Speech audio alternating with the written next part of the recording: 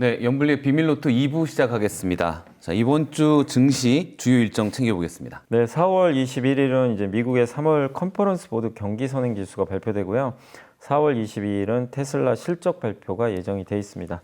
4월 23일은 4월 S&P 글로벌에서 발표하는 PMI 지표가 나오고요. 그날 연준의 베이지북도 공개될 예정이고, 또 그날부터 24일까지 한국과 미국의 이제 고위급 무역 협상이 시작이 될 예정이고요.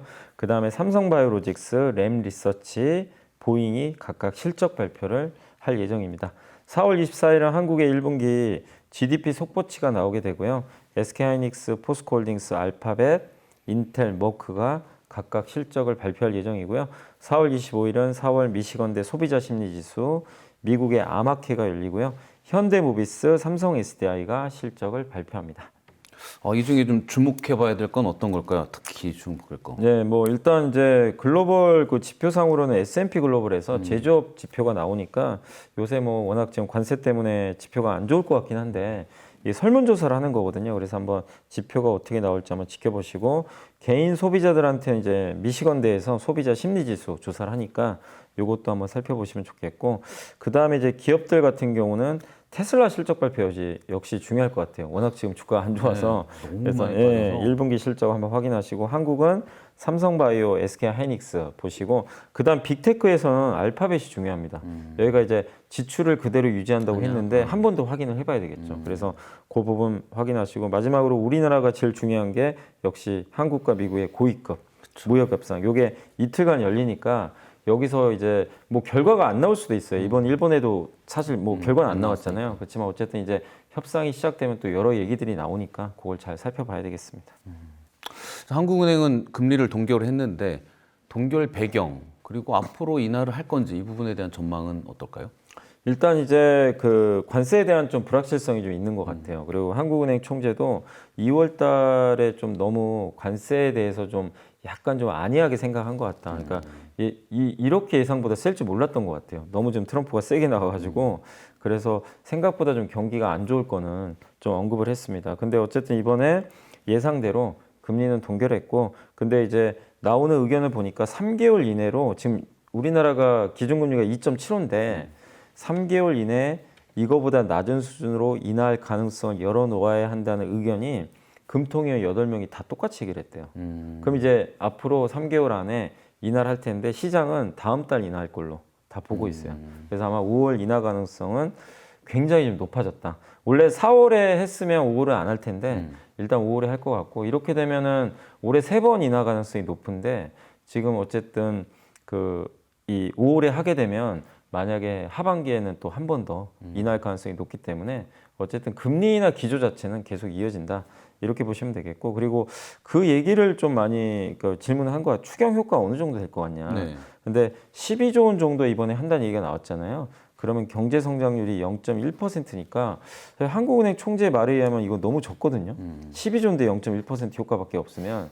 그래서 지금 뭐 저희 국민의힘도 그렇고 좀 뭐 민주당에서도 하는 얘기가 이거 12조 더 해야 된다. 이런 얘기들을 좀 많이 하는 것 같아요. 너무 부족하다. 그래서 추경은 제 생각엔 20조 이상은 해야 될 것 같아요. 만약에 경기 효과 생기려면. 0.1%면 너무 적기 때문에. 그래서 이제 시장의 관심은 이제 금리 인하는 어차피 5월에 할 거니까 추경을 몇 조 원 어느 시점에 할 거냐. 여기로 좀 초점이 맞춰지고 있는 것 같습니다. 근데 추가 경정 같은 경우에는 이제 품목이 정해지잖아요. 네, 어떤 맞아요. 쪽에 투자한다. 그런 좀 예측이나 전망이 쉬운데 금리가 인하된다. 그럴 경우에는 어쨌든 주식시장에 반영이 될 텐데 예년의 경우 경험상 금리가 낮아지면 어떤 반응이 일어나나요? 근데 이제 금리 인하가 이게 언제쯤 할지 이제 사람들이 어느 정도 다 이게 소통을 통해서 알고 있다 보니까 이게 미리 선반영을 다 해요. 그래서 사실 금리 인하 한다고 해도 막상 뭐 큰 변화는 없고, 그리고 금리 인하보다는 추경을 왜 시장이 더 원하냐면 추경은 바로 효과가 생기거든요. 이게 돈 투입하는 즉시. 근데 금리 인하는 이게 그러니까 예를 들면 정부가 돈 풀면 필요한데 방금 말씀하신 대로 어딜 딱 지정해서 딱 찍어주잖아요. 그럼 거기가 바로 경기 진작 효과가 생기는데 이 연준도 마찬가지고 우리나라 한국은행 같은 중앙은행이 돈 뿌리는 건 마치 그 댐에서 이 물 방류하는 거랑 똑같다고 하더라고요. 특정 대상을 지목한 게 아니기 때문에, 그래서 이게 경기 진작 효과가 빨라야 3개월, 6개월 후에 이게 경기 진작 효과가 생긴다고 하더라고요. 그러니까 되게 좀 느리죠. 느리기 때문에 시장은 지금 사실 금리 인하보다는 좀 추경을 좀 굉장히 바라고 확실히 있습니다. 시장은 감춰놨던 게 뭐가 탁 네, 터질 맞아요. 때 반응을 하는 거구나. 네, 미리 예정된 거는 이미 맞습니다. 선반영하니까. 그 지난주에 달러가 푹 떨어졌어요.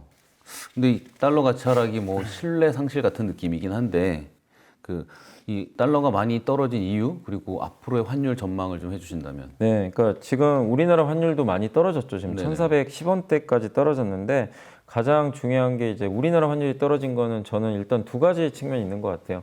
일단 우리나라 정치 불확실성이 이제 끝났죠. 탄핵 이슈가 끝났기 때문에 그게 하나가 있고 한 가지는 달러가 안 좋았어 지금. 이거는 이제 달러가 뭐 우리나라만 해당되는 건 아니지만 전 세계에서 바라보는 달러가 이거 생각보다 좀 이제 신뢰하기 좀 어렵다. 이런 얘기들이 나오고 있는 거죠. 왜냐하면 지금 트럼프의 정책 자체가 너무나 지금 신뢰를 떨어뜨리고 있어. 말도 계속 바뀌고 거기다가 미국 예외주의가 지금 사실 다 끝났다고 보고 있어요. 미국 예외주의는 미국만 좋으니까 미국 달러 사자 이 논리인데 이 논리가 지금은 완전히 180도 바뀌어버렸죠. 그래서 이 자금이 비달러 자산으로 이탈하니까 달러가 더 약해질 수밖에 없고 그러니까 지금 요즘에 금 강하죠. 엔화가 엄청 올랐어요 사실. 유로화도 강하죠. 예, 그러니까 달러가 상대적으로 약해지면서 이들 통화는 더 이렇게 강해지는 그런 움직임이 나오고 있고 또 거기다가 미국은 지금 돈 푸는 걸 중단하고 지출 줄이려고 그렇죠. 하죠. 그러면 경기가 안 좋아집니다. 경기가 안 좋아지면 그 나라 통화 가치는 떨어지게 돼 있어요. 제일 환율에서 중요한 게 그 나라의 경제 체력이거든요. 체력이 올라가면 통화 가치가 올라가요. 근데 지난 2, 3년간은 미국만 좋았잖아요. 체력이. 그렇죠. 다른 나라 뭐 중국, 한국 다 안 좋았는데 올해는 반대로 좀 바뀌고 있어요. 지금. 그리고 관세 정책도 미국한테 제일 피해를 주거든요. 지금.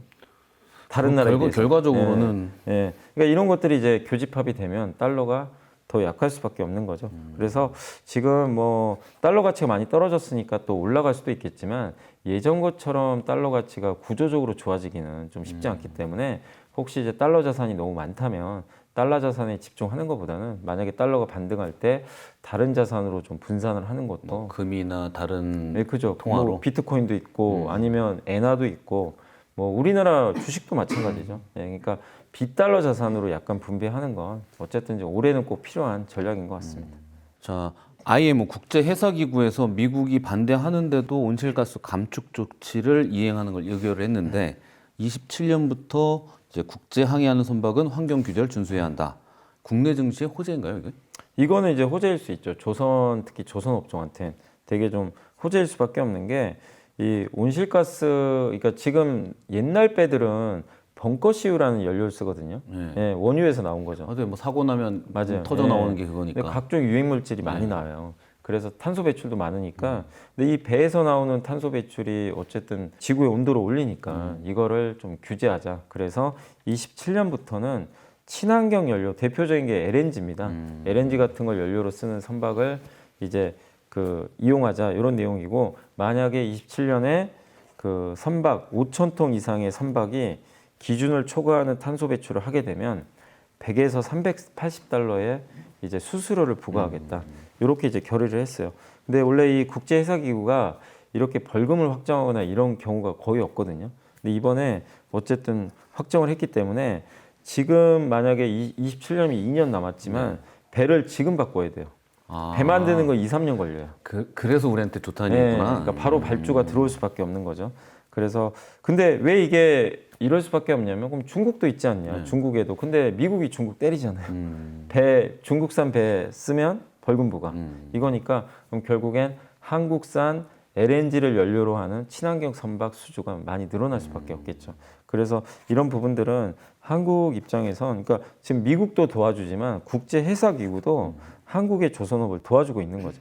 그래서 배를 어쨌든 바꿔야 됩니다. 이제 안 바꿀 수가 없는 상황으로 갈 수밖에 없고 그래서 일단 배를 바꿀 때 과거랑 다르게 한국이 좀 독주할 수 있는 그런 그림으로 갈 수 있어서 긍정적이고 그리고 이제 여기서 LNG를 연료로 하는 선박은 한국이 또 제일 잘 만들고 있거든요. 그래서 요걸 연료로 해서 가는 엔진 같은 거, 엔진 회사라든가 이런 걸 이제 또 만드는 뭐 그 암모니아라든가 이 대체제로 나오는 게 암모니아, LPG도 연료로 쓸 수 있나 봐요. 그래서 여기도 친환경이니까 그런 쪽과 관련된 기업들이 전반적으로 좋을 것 같다. 그래서 우리나라 증시 전체뿐만 아니라 여기 그 이 조선 업종에도 상당히 긍정적이지 않을까 이렇게 보고 있습니다. 그러니까 이렇게 관세로 세계가 어려워도 독창적인 기술력을 갖고 맞습니다. 있으면 예. 어느 정도 헤쳐나갈 수 있는 것 같은데 미국도 마찬가지인 것 같아요. 그 팔란티어?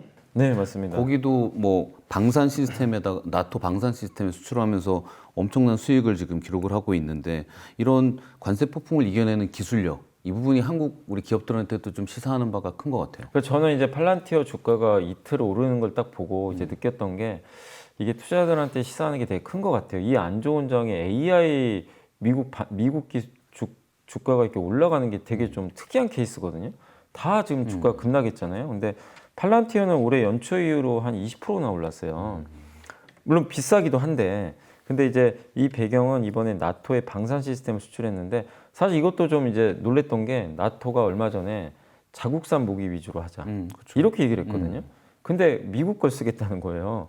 근데 알고 봤더니 프랑스 경쟁사가 있는데 프랑스 걸 좀 테스트를 해봤나 봐요. 이게 안 된답니다. 성능이 안 돼요. 이 얘기는 뭐냐면 아무리 뭐 프랑스가 중요하죠. 이제 유럽 입장에서 미국보다. 근데 기술력에서 앞서면 그런 거 필요 없다는 거예요. 우방이든 적이든 기술력이 우선이란 얘기예요. 이 비즈니스 세계에서는. 특히 방사는 사람들 목숨이 달려 있잖아요.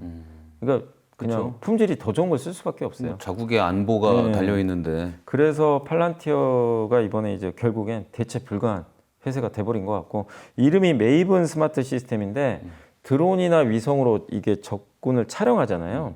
그 영상을 딱 보고 요 시스템이 시각화를 시켜준대요.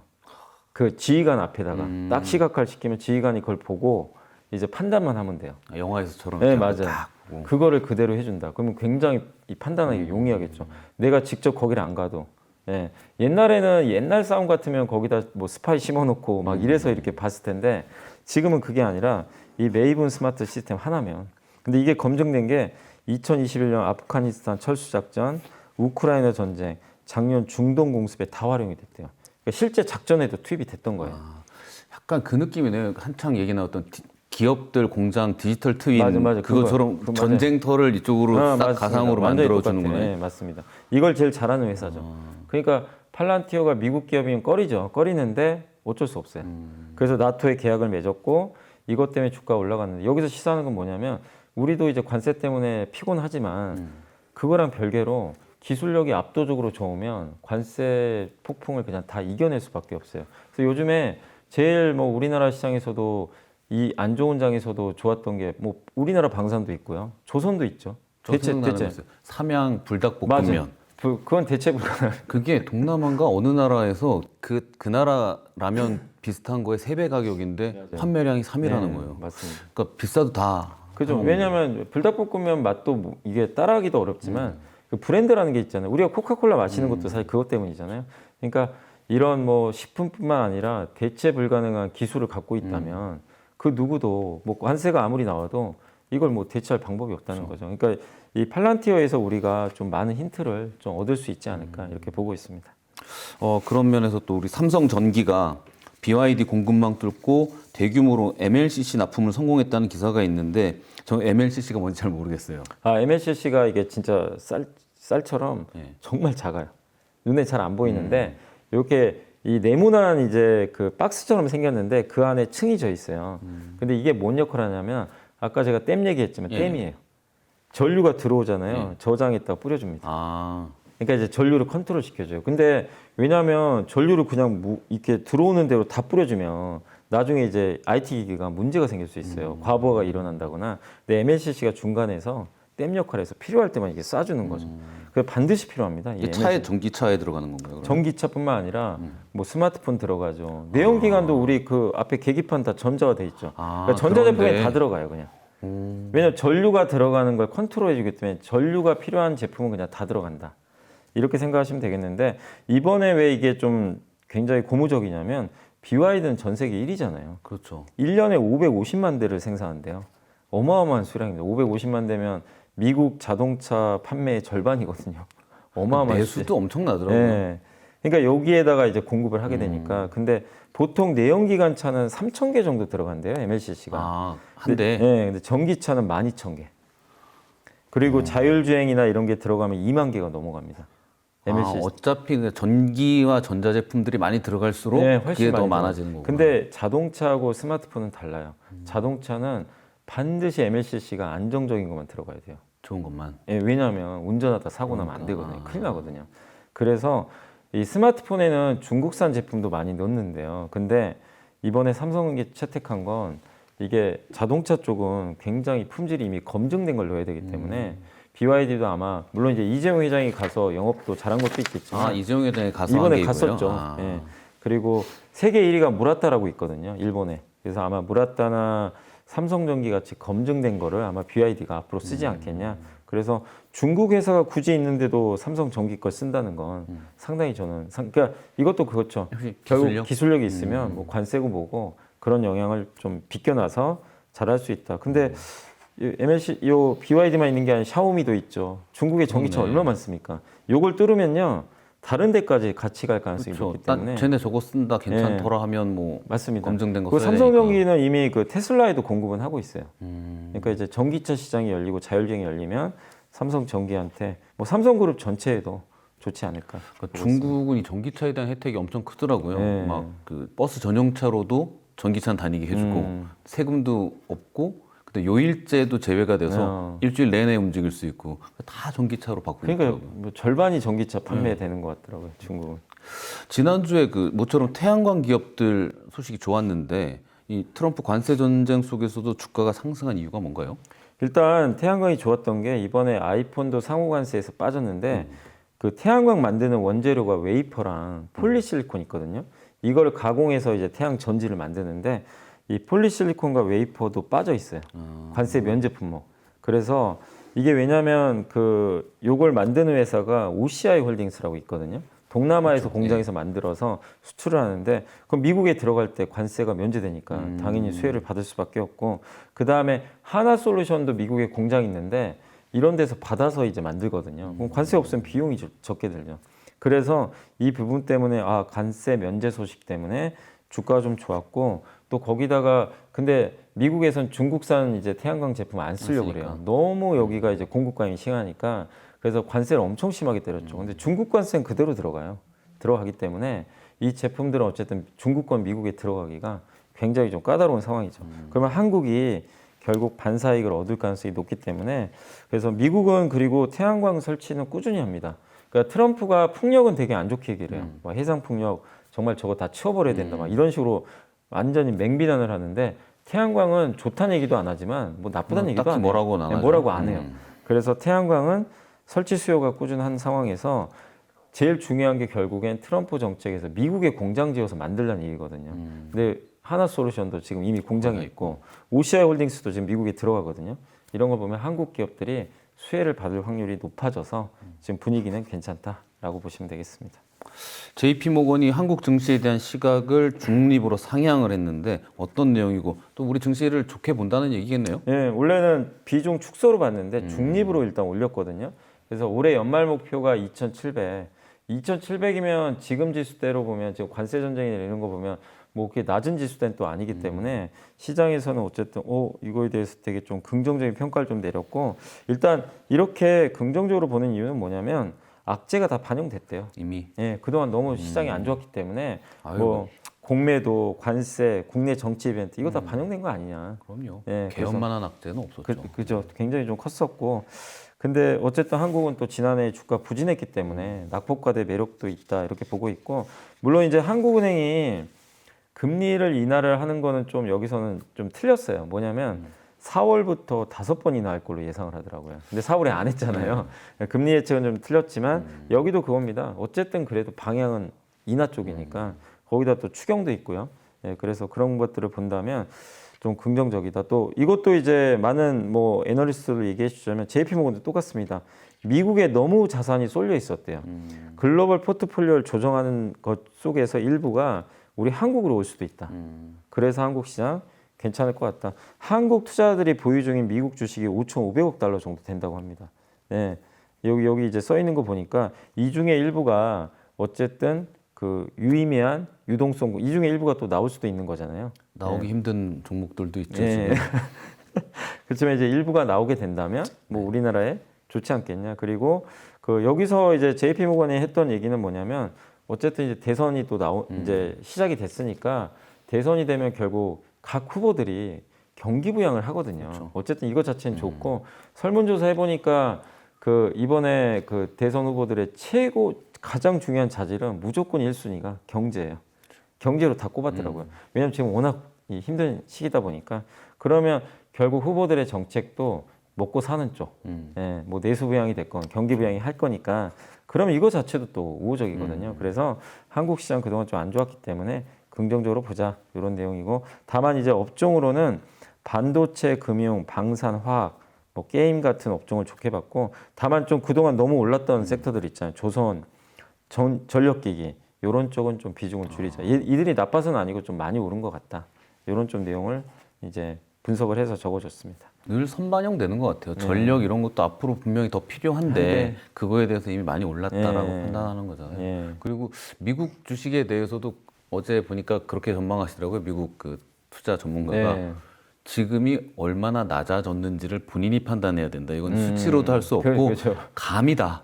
이게 다 내려갔다고 생각하면 전 재산을 넣어서라도 들어가는 거고 아직도 뭐 어정쩡하다 그러면 기다려야 되는 거고 그렇게 얘기를 하더라고요. 감이라고. 뭐 바닥은 누구도 알 수는 없죠. 자, 염희사님이 선정하신 이번 주의 보고서 어떤 주제인가요? 네, 뭐 아까 잠깐 삼양식품 얘기해 주셨지만 그런데 라면 보고서입니다. 저 이거 보고 얘기한 건 아니었어요. 근데 라면 보고서가 거의 없어요. 근데 되게 좀 약간 이제 저도 신기해서 한번 읽어봤는데 내용 괜찮더라고요. KB증권의 류은혜 연구원님이 제목이 라면 하반기 나타날 새로운 파도다. 근데 글로벌 라면 시장이 계속 성장을 하고 있는데 주로 인도네시아, 미국, 인도가 이끌고 있고 특히 우리 한국 사람들은 컵라면 비중이 더 높아요. 컵라면을 더 많이 먹는다고 합니다. 한국 사람들이요? 한국 사람들은. 이게 조사를 해보니까 근데 판매량이 거의 이 컵라면이 왜냐면 이제 주로 저기 편의점 같은 데 가서 가볍게 우리는 한국은 일단 문화 자체가 물론 이거 식사로 하시는 분도 계시지만 대부분 간식 쪽으로 많이 해요. 근데 미국은 다르대요. 봉지라면 비중이 압도적이고 왜냐하면 식사 대용으로 본대요. 이거를 그렇죠? 그냥 스파게티죠. 인도도 대부분 봉지라면이래요. 근데 이게 봉지라면이 많이 팔려야 여기가 좋대요. 라면 회사가. 왜냐하면 원가가 더 싸대요. 컵라면이 이 원가 자체가 비싸다고 합니다. 그래서 이 라면 회사 입장에서 봉지라면이 잘 팔리는 게 더 유리하긴 하다. 이런 좀 내용이고 근데 어쨌든 지금 우리나라는 그렇지만 이제 해외 쪽은 봉지라면이 더 잘 나가고 있고 미국의 라면 시장이 굉장히 커지는데 옛날에는 이제 백인들은 잘 안 먹었대요 라면을 그리고 먹어도 그 일본 라면 있죠 일본의 뭐 도요수산이나 이런 라면들을 먹었는데 최근에는 어쨌든 이제 SNS를 타고 막 유행하다 보니까 불닭볶음면 이제 매워도 이거 이제 한번 챌린지 해보려고 먹는 사람도 생겼고 그리고 어쨌든 백인까지 이게 확산되고 있는데 이 월마트에서도 라면 카테고리가 아시아 섹션에서 메인 수프 섹션으로 이동했대요.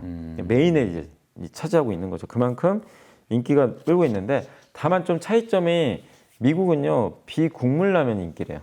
국물이 없는 거. 그러니까 불닭볶음면 국물이 없잖아요. 그렇죠. 네, 그런 라면이 더 인기가 좀 있다라고 좀 보시면 되겠고 그래서 일본 라면은 국물 라면이거든요. 일본은 국물 베이스인데 따져보면 미국 음식 중에 국물 요리가 많지는 않죠. 않아요. 그래서 아마 불닭볶음면이 또 인기 있는 것 중에 하나도 그런 거라고 보시면 되겠고 그렇지만 어쨌든 라면 제품도 양극화가 되는 게 일본의 그 도요수산이 만든 마루찬이라는 그 저가형 국물 라면이 1달러짜리예요.